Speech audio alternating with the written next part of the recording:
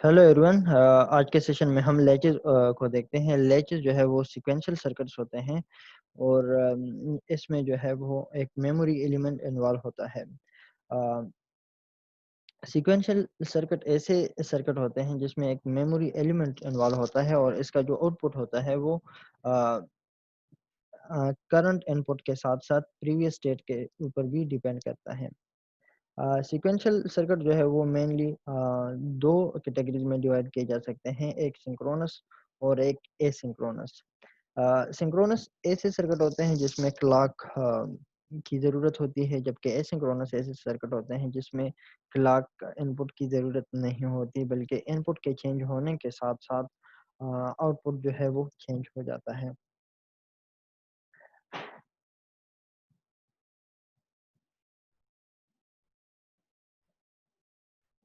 Sir, लेचेस जो है लेचेस ऐसे डिवाइस होते हैं जो कि एक बिट को होल्ड करता है। एस आर लेच जो है वो एक सिंपल लेच होते हैं, जिसमें एस का मतलब है सेट और आर का मतलब है रिसेट।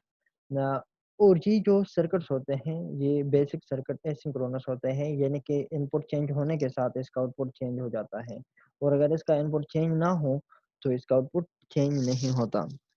यानी कि इसमें क्लॉक की ज़रूरत सीधी सिंपल सी बात है कि इसमें क्लॉक की ज़रूरत नहीं होती। इसके अलावा इसकी जो आउटपुट है वो डिपेंड करता है प्रीवियस स्टेट के ऊपर, क्योंकि इसमें एक फीडबैक होता है, और करंट इनपुट के ऊपर जो है प्रेजेंट प्रेजेंट इनपुट, और प्रीवियस स्टेट के ऊपर जो है वो डिपेंड करता है। इसी वजह से इसको हम कहते हैं कि इसमें मेमोरी इन्वॉल्व है। इसमें चार कॉम्बिनेशन बन सकते हैं। एस और आर जो है हमारे पास इनपुट होते हैं, और क्यू जो है या क्यू और क्यू बार हमारे पास दो आउटपुट होते हैं। तो इस तरह इसमें एक जो इनपुट है वो जब एस और आर दोनों वन हो तो उस केस को हम प्रोहिबिटेड इनपुट कहते हैं। चलते हैं अ, इसकी ट्रुथ टेबल की तरफ। जी, यहाँ पे इसका ट्रुथ टेबल है।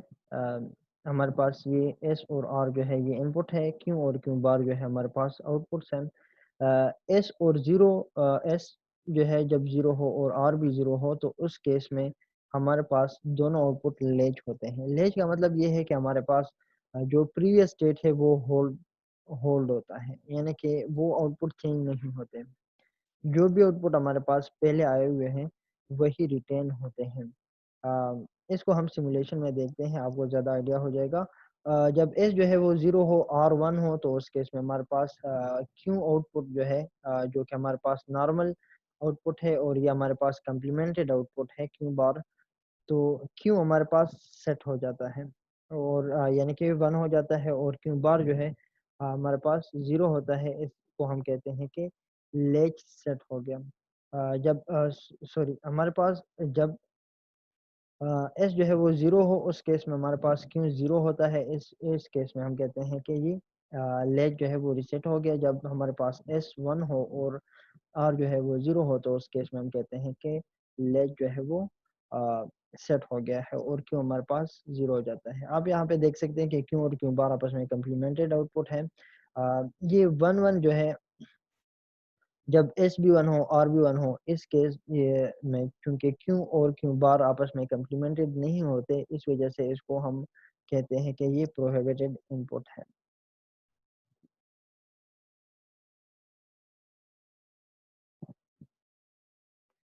इसका जो सर्किट बनता है वो यहाँ पे आप देख सकते हैं कि दो नॉर गेट से बनता है। ये क्यू है, क्यू से आप लोग देख सकते हैं कि यहाँ पे एक फीडबैक आ रहा है, और सिमिलरली क्यू बार से भी एक फीडबैक आ रहा है। अ, और दोनों और गेट एक के साथ आर और दूसरे के साथ जो है वो एस इनपुट कनेक्टेड है।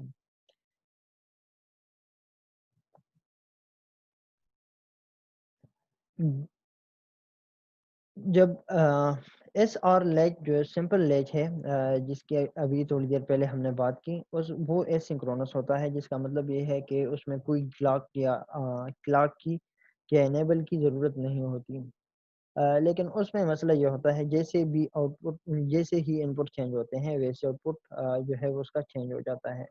तो उस वजह से बहुत ज़्यादा अगर इनपुट में ज़्यादा चेंजेस बहुत रिपीटिशन आ रही है वो बहुत ज़्यादा फ्लक्चुएशन आ रही है तो उस केस में आउटपुट में भी बहुत ज़्यादा फ्लक्चुएशन आ रही है और आउटपुट हम रिटेन नहीं कर सकते। तो इस चीज़ को अवॉइड करने के लिए हम क्या करते हैं कि इसको एक इनेबल इनपुट इसके साथ लगाते हैं। यहाँ पे आप देख सकते हैं कि एक दो एंड गेट ऐड हुए हैं और दोनों एंड गेट जो है वो उन दोनों में एक इनेबल इनपुट जो है एक्स्ट्रा ऐड किया गया है। जब ये इनेबल 1 होता है तो उस केस में ये लेग जो है इनेबल होता है और जब ये ज़ीरो होता है तो उस केस में ये डिसेबल होता है। इनेबल होने का मतलब ये है कि हम इसके इनपुट को चेंज करते हैं तो इसका वो आउटपुट के ऊपर रिफ्लेक्ट होता है और अगर हम इसको डिसेबल कर दें तो उसमें केस में अगर हम इनपुट को चेंज कर लें तो वो आउटपुट पे रिफ्लेक्ट नहीं होता।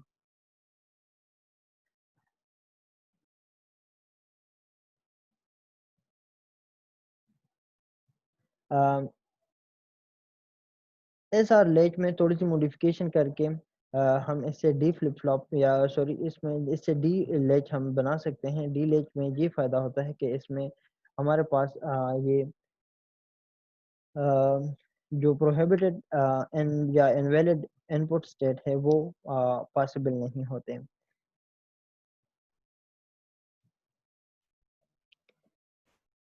एस और आर को जो कि हमारे पास यहाँ पे आर है, यहाँ पे एस है, इसको हमने कम्प्लीमेंटेड इनपुट दी हुई है और एक को हमने नॉट से गुजार के इनपुट दिया है और एक को हमने बगैर नॉट के इनपुट दिया है। इस तरह हमारे पास दो कम्प्लीमेंटेड इनपुट आ रहे हैं जिसकी वजह से जो वन वन केस है यानी कि एस भी वन हो आर भी वन हो वो केस वाइड हो रहा है और जो इनवैलिड इनपुट्स है वो हमारे पास नहीं आ रहे। तो इस तरह डी फ्लिप फ्लॉप में जो हमारे पास डी होता है वही हमारे पास क्यों होता है। अ, लेकिन उस केस में जब हमारे पास इनेबल जो है वो हाई हो, अगर इनेबल हमारे पास ज़ीरो हो तो उस केस में वो इनपुट जो है आउटपुट के ऊपर रिफ्लेक्ट नहीं होता। ये सिमुलेशन में हम देख सकते हैं कि यहाँ पे हमारे पास दो इनपुट्स है, एक डी है, डी लैच बना हुआ है और ये हमारे पास ई इनपुट बना हुआ है। ये दो कम्प्लीमेंटेड इनपुट है, एक आर है और यहाँ पे एस है। यहाँ पे वो कम्प्लीमेंट के लिए नॉट लगा हुआ है और ये इनेबल के लिए जो एंड्स गेट लगे हुए हैं तो ये वो एंड गेट्स आ रहे हैं। ये हमारे पास नॉर गेट जो कि एस आर लैच में है वही आ रहे हैं। ये हमारे पास क्यू आउटपुट आ रहा है और ये हमारे पास कम्प्लीमेंटेड क्यू बार आउटपुट जो है वो आ रहा है।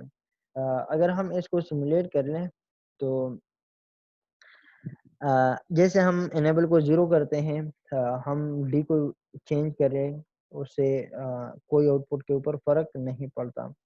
जैसे मैं इसको वन करता हूँ, इनेबल को ऑन करता हूँ तो हमारे पास डी जो है वो यहाँ पे रिफ्लेक्ट हो रहा है। ये आप देख सकते हैं जो डी है वो हमारे पास क्यू है। डी को मैं वन करता हूँ क्यू भी वन हो जाता है और डी को मैं ज़ीरो करता हूँ तो क्यू भी ज़ीरो हो जाता है। सिमिलरली आप देख सकते हैं कि जैसे क्यू है उसका कॉम्प्लीमेंट जो है वो क्यू बार है। अगर ये यहाँ पे क्यू ज़ीरो है तो यहाँ क्यू बार हमारे पास वन है। अगर यहाँ पे क्यू जो है वो वन है तो यहाँ पे हमारे पास क्यू बार ज़ीरो है।